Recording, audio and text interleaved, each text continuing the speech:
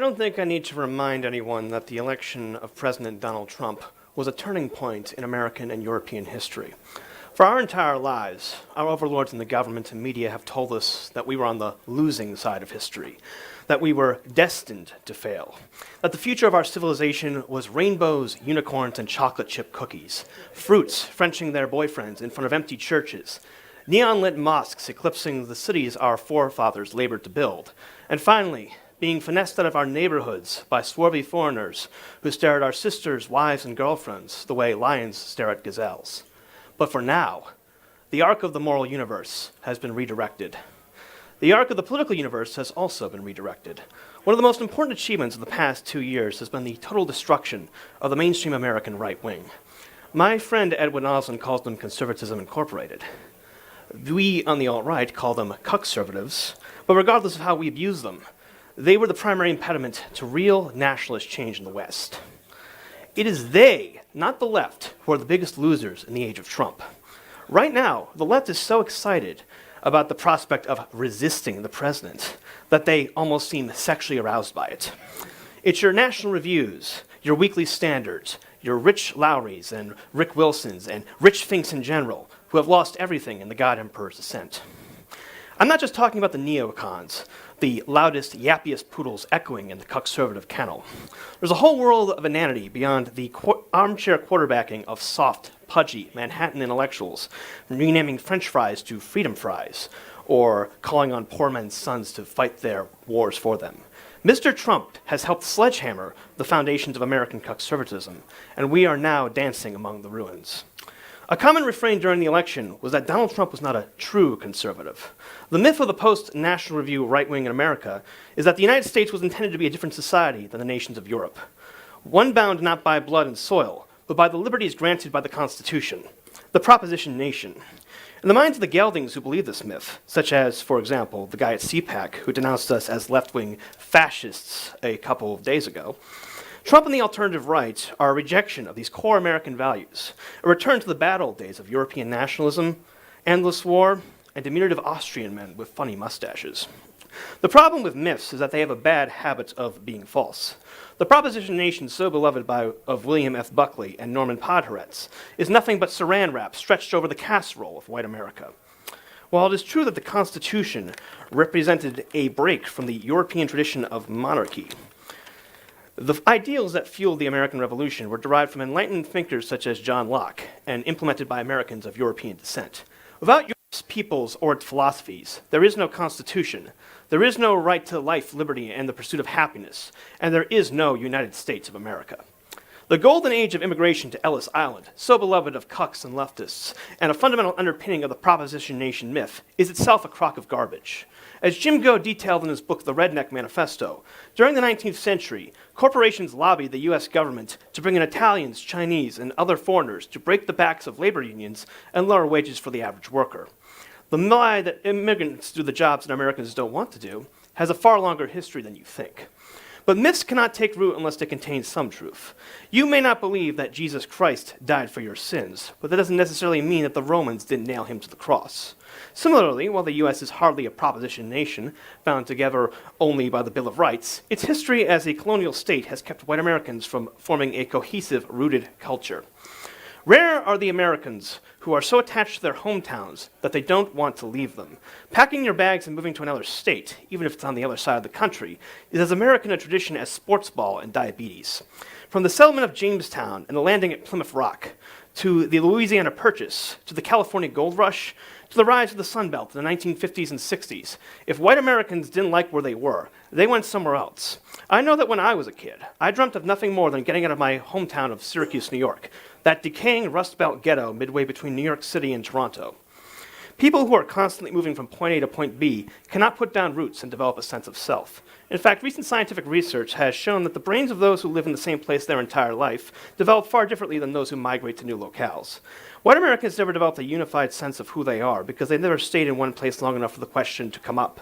And that's before we get into mass immigration, media propaganda, and the other myriad ways that cultural Marxists have tried to destroy the spirits of white Americans.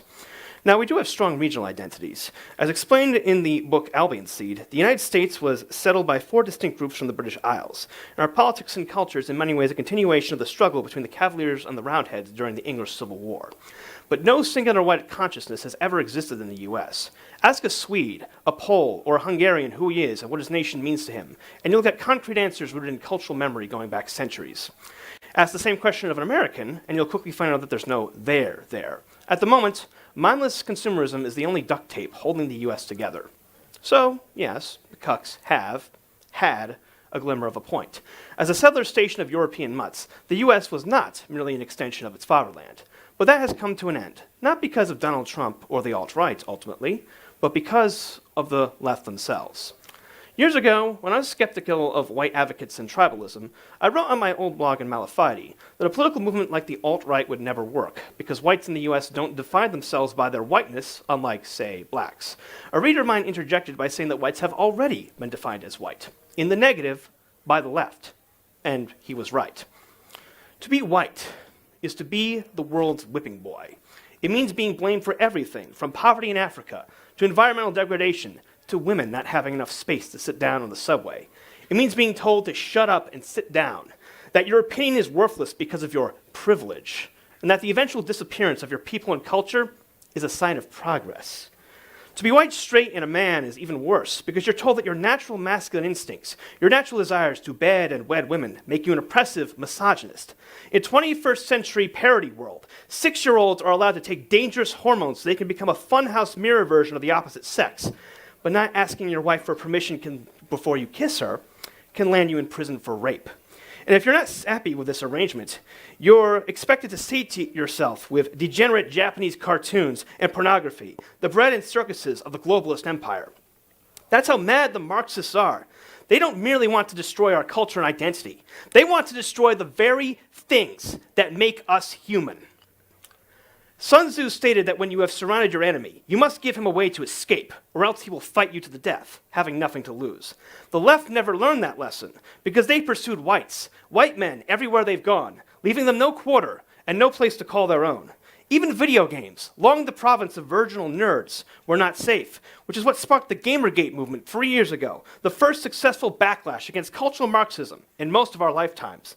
The white men of gaming saw leftists trying to subvert their favorite hobby, one they retreated to after society rejected them, and they said, "No more, enough. This line you shall not cross." It was this spark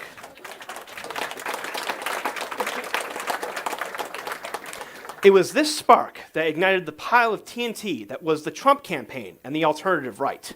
The average Trump voter isn't explicitly aware of all the issues that we are versed in. They don't know everything that we know, but they know deep down that something is wrong.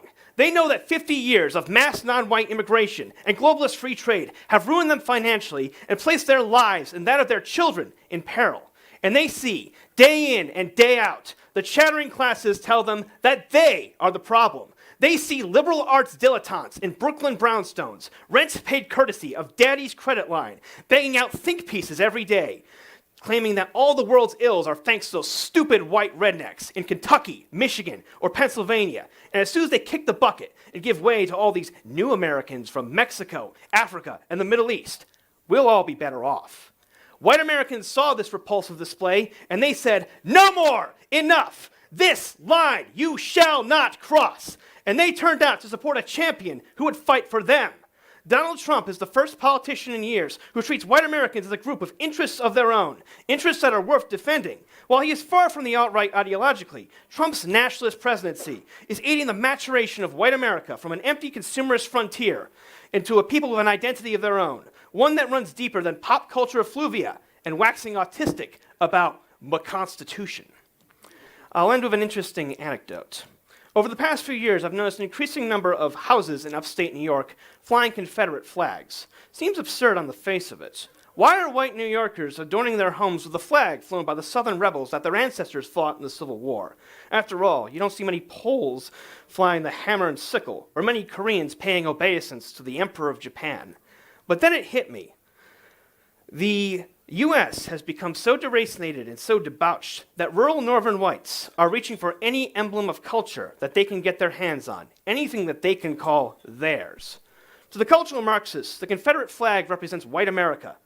The white America they seek to destroy and replace with foreigners, a symbol that drives them insane with hatred.